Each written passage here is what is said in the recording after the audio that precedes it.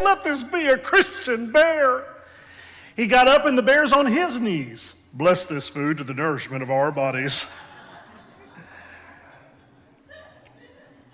I remember growing up as a preacher's kid, hearing my dad utter a little short and simple prayer on occasion that went something like this: How sweet 'twill be when we with thee are with the saints in glory. But to dwell down here with saints below, now that's a different story.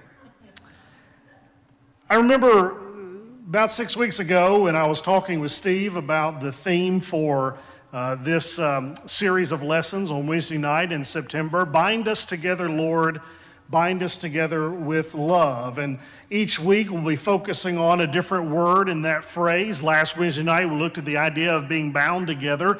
Tonight I am scheduled or asked to speak on the word us.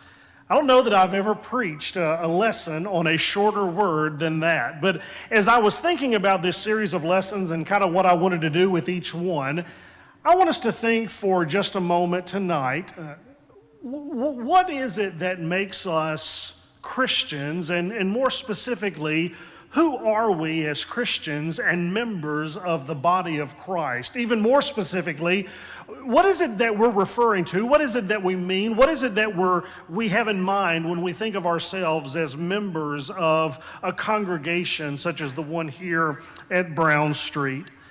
Sometimes I wonder if we aren't a little bit too idealistic about what it means to be a Christian, and perhaps more specifically, we're a little bit too idealistic about our fellow Christians.